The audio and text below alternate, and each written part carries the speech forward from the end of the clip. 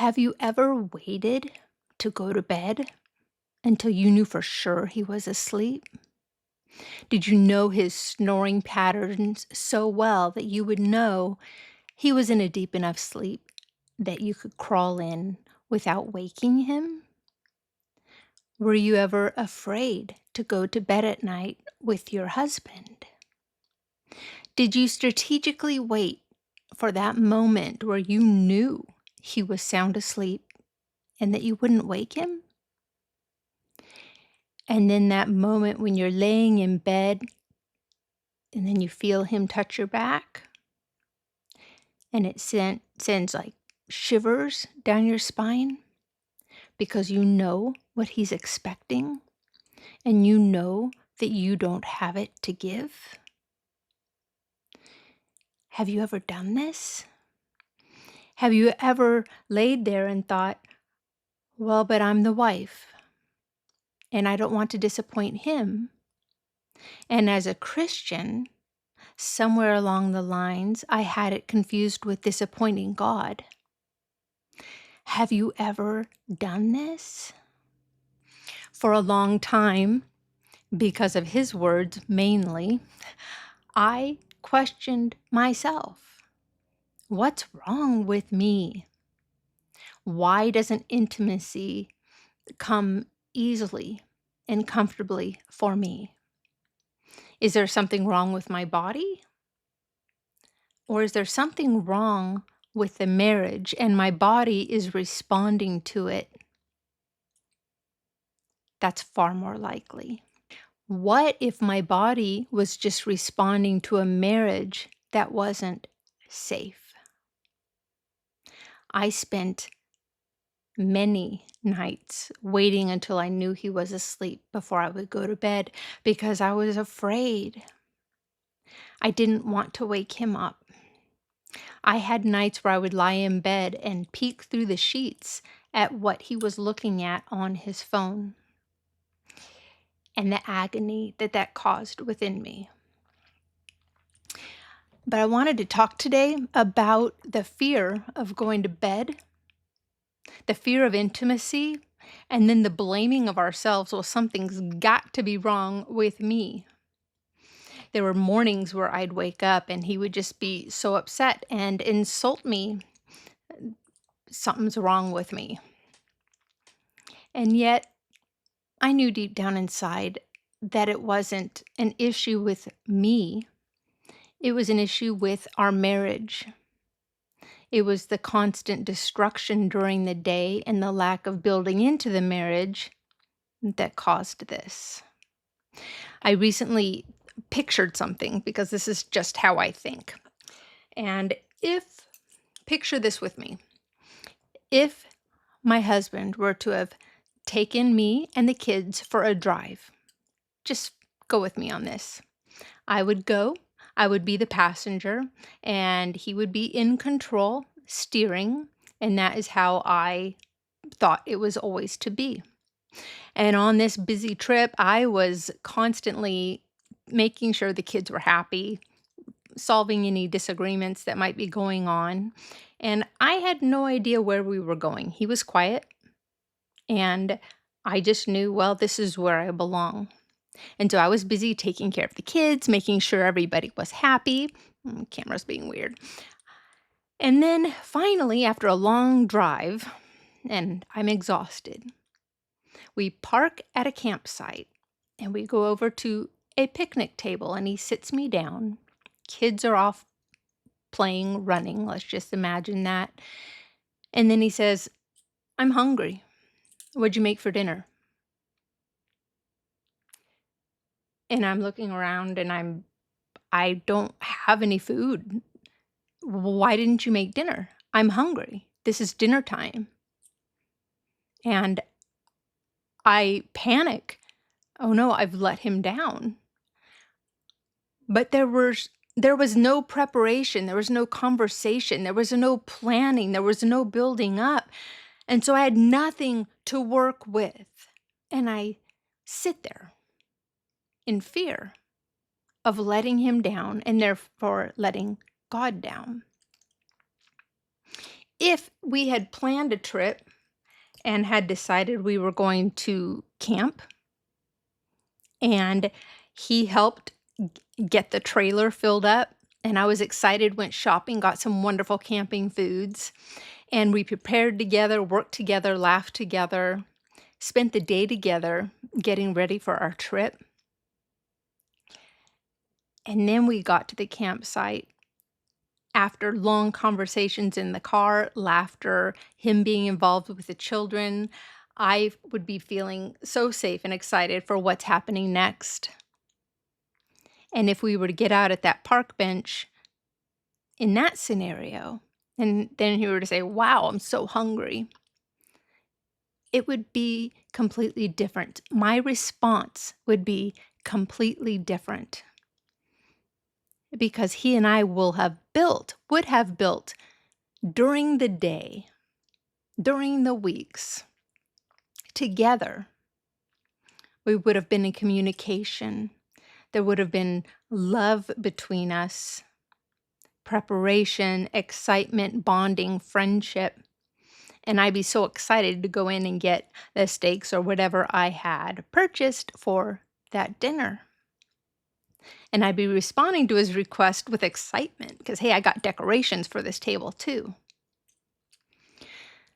This is what my intimacy was like. There were days of being completely ignored, or he would speak harshly with me, or he would lie to me. And then at night, I would get that tap. And there's nothing that caused me more fear than that tap, because it felt like a violation and an intrusion on my safety, because there wasn't any with him. And even though he would call me names or insult me, that there's something wrong with me, it took me a long time to realize this isn't how God set it up. It's supposed to be a dance. It's supposed to be, the marriage bed is to be a place of safety and security and beauty and celebration and romance, not an act of duty. Have you ever experienced this? Am I the only one that feared bedtime? Am I the only one that would pray and cry before I got into bed in case he did wake up? I wish I had figured out much sooner that this was not an insult on my character. It was a representation of our marriage and what was lacking in it. As women, we are the responders, but we can't respond to the initiation of our husband if he's given us absolutely nothing to work with. There's nothing to respond to. And so it turns into fear and a continuation of the agony of the day. This isn't what God intended. There's nothing like living on Kauai. And this is a walk that my son shared with me, and I thought you might enjoy it. There was a time when nighttime didn't feel peaceful to me. I wrote in Escaping My Fairy Tale about lying awake beside my husband, my clothes drenched in sweat, my heart racing, my stomach clenched, my breathing short. The most draining hours of my day were just beginning. For years, I didn't understand what my body was trying to tell me. Later, I began to understand that fear and dread weren't evidence that something was wrong with me. My body was responding to a situation in which I didn't feel safe. I wrote in my book, we need to start understanding that coercion makes us feel fundamentally unsafe. When a woman is told she is supposed to have sex, it no longer is a knowing of each other. It's actually a rejection of her as a person. If she is obligated to give him sex, then what is really being said is that her needs and her wants do not matter. You simply can't have intimacy in this situation. This is erasing her. And so obligation and coercion erase her as a person, which makes her fundamentally feel unsafe. This is trauma.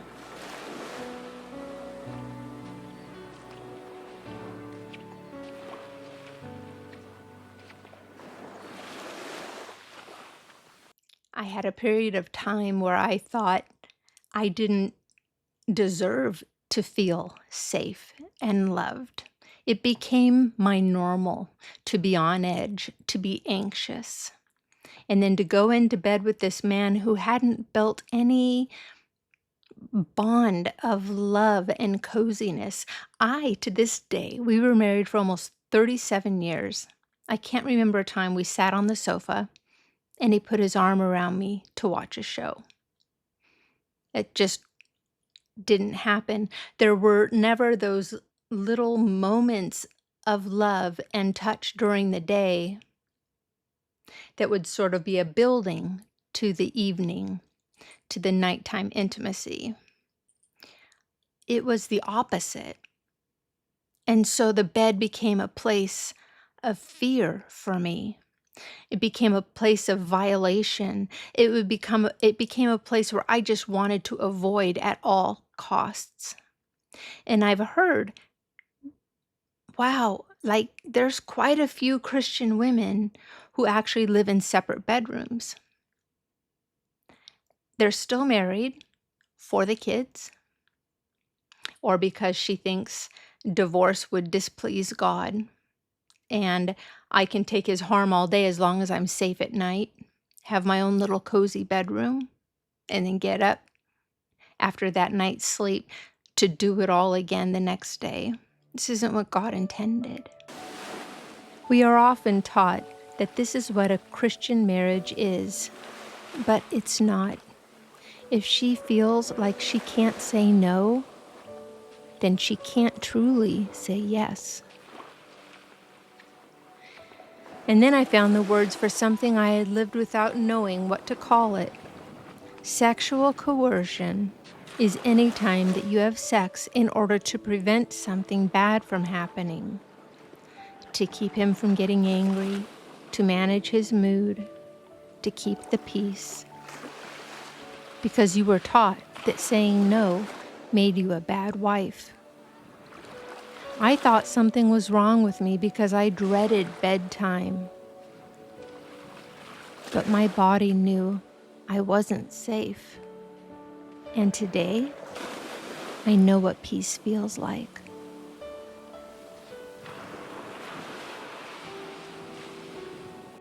God intended for us to fall into our husband's loving arms at the end of a day where we bonded, became closer, and gave to each other all day long. Well, many women have had to go to their own rooms and have lived separate lives at night because the marriage bed just became too scary. I remember once we went to a pastor, and the first thing my husband said to him was, the first thing, ask her when the last time was we had sex. And I was devastated and sitting there in my typical puddle of anxiety. And the pastor looked at him and said, actually, she's lying on the ground bloody. She's not able to function, and you're the one standing over her. We need to deal with that first. Because he had seen I was falling apart. I became isolated. I was hiding at home. I was asking the doctor for medication because I couldn't sleep. And yet this expectation for the wife to give her body no matter what. And the wife, out of duty to her husband and her false belief that she's displeasing God if she doesn't respond in this way, puts women in very uncomfortable, unsafe, and situations that God never intended. I just wanted to bring this to your attention, and I wanted to tell you to not ignore your body. And the bed is a place of rest, peace, hopefully beauty and romance. And if you're having to crawl in and his touch makes you cringe and you feel scared and you feel incredibly uncomfortable and violated because you're at this wooden table with nothing to offer, you're not alone. And I hope that this is somehow a wake-up call. It's something people don't talk about. Women don't talk about this, especially Christian women. We just quietly do what we think we're supposed to do. This isn't what God intended. He loves you. He wants your bed to be a place of cozy, a place of loved. He wants you to be honored and cherished so much that you just can't wait to celebrate with your husband. Pay attention to your body. Know that God loves you and that you are worthy of love and romance the way that He intended it. Take this as a cue that maybe God is moving you in a different direction. He doesn't want you to be harmed. Neither do I. All right, so yeah, I guess that's what was on my mind, so I came here to share it, and I'm really glad you came, and I hope you continue to come back as we make our way through these castle walls together. I'll see you next time.